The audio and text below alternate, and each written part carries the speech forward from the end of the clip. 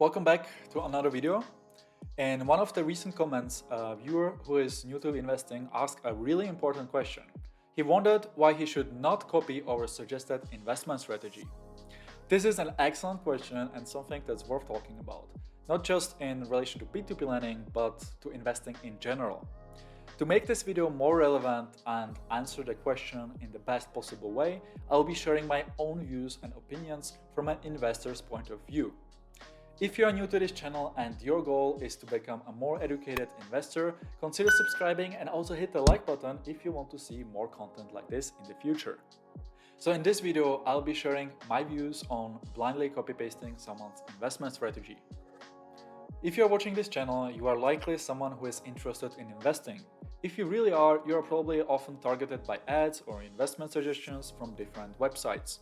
Big media companies are constantly pushing out investment advice or news about trending stocks or cryptocurrencies, which creates a hype, and people start blindly investing into different highly speculative assets in hopes for quick wins. The problem here is that many people lack financial education or any experience, and nowadays it's extremely easy to start investing and there is not really any entry barrier for retail investors.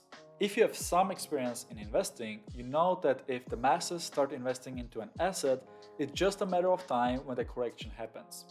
It's no secret that especially in the crypto industry, big institutional investors are joining the party just to hype up the value of a coin and sell it with huge profits. As a retail investor, you have no chance in timing the market, and chances are that you will likely lose some money. And that's particularly the case for investors who trade on a short-term basis. P2P lending is not as volatile as stocks or cryptocurrencies. There are, however, certain concepts that are similar to the earlier mentioned asset classes. If you're new to P2P lending, you might often try to look for a shortcut and copy someone's strategy who is more experienced in this matter than you are. In fact, I've been there myself and did the same thing when I started out with P2P lending almost 4 years ago. Back then, the P2P lending space was quite different, with no scams and barely any losses. The business models of different P2P players haven't been properly tested yet, and the buyback guarantee was a seemingly solid protection. Back then, I wasn't much involved with P2P lending, and I trusted pretty much everything that the platform said on their website. To be honest, I was quite naive and I also liked the experience. I didn't do a proper due diligence and took the offered return of almost 20% for granted. When browsing through the internet, I could only read positive reviews about pretty much every platform. Every independent review was a summary of the marketing copy of the website with little to no actual insight of how the platform is performing. In the last few years, the P2P lending space has changed quite a bit, and many experienced investors are much more cautious when investing in P2P loans. But if you are just discovering P2P lending right now, it can be quite a challenge to figure out how to approach it. You might have a full-time job which is not related to investing and no time for doing in-depth research about every P2P platform. To be honest, I totally get it. I was in the same position before I launched P2P Empire. If you have no time, it's very easy to simply research investment strategies and try to replicate them. You will certainly find a lot of suggestions out on the internet, but should you really just blindly follow them? No, you shouldn't, and here is why. The internet is flooded with investment strategies, and everybody will tell you that his strategy is the best. What you should keep in mind is that first, those people are not financial advisors, and their risk to appetite towards certain P2P investments might be very different from yours. If you will get introduced to P2P lending by a journalist or a blogger in an online publication, you can bet that this person will likely not have enough experience in this asset class. Another aspect you should be aware of is that some strategies for certain platforms are outdated and they might not yield the same results as in the past. Creating a strategy, testing it, and then keeping it up to date is a lot of work which many bloggers or even investors don't do. Also, if the platform changes its features or updates the terms and conditions, it can have a huge impact on your investment strategy. The third aspect that you should also keep in mind is that there is people in the industry promoting certain platforms without actually having any experience within the space. So the accuracy of some information should be certainly verified before you decide to act on it. Those three main factors should be a good enough reason to not rely too much on suggestions, but think for yourself. Your age, your income, your expenses, and your experience with investing will help you determine the best investment strategy for you.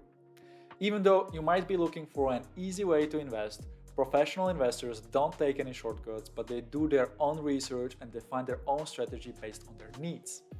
While P2P lending is not rocket science, you should certainly spend some time educating yourself about this asset class and understanding the business models of the platforms that you will be investing on. This should be done before you deposit your money and not after you have suffered a loss. When talking about investment strategies, I can share with you some of my own findings that I've had during my recent discussions with Estate Guru and Peerberry. I was curious to find out whether investors who invest higher amounts of more than €100,000 follow a different P2P lending strategy than, let's say, smaller investors. Fact is, however, that every investor follows their own strategy based on their own criteria and investment goals. Even portfolios higher than €100,000 might look very similar to yours regardless of your investment amount. This is especially the case on Estate Guru or Peerberry, where the loan offers are quite limited. Some investors prefer to expose their investments in particular countries, others prefer to diversify based on investment types and securities. Some prefer to use an auto-invest, and others prefer to invest manually. 100 investors will have 100 different investment strategies, and the best strategy is the one that fits you. If you're thinking about investing a higher amount, I actually managed to agree on an interview with Estate Guru, where we are going to be talking about how the platform supports institutional investors. We'll also give you a chance to participate and join the conversation. We'll send out the link where you can submit your questions in the upcoming newsletter, so if you haven't subscribed yet, you can do so by clicking on the link below this video. But now, let's go back to the main topic of this video. Personally, I prefer not to blindly copy any investment strategies, and I would not recommend it to you either.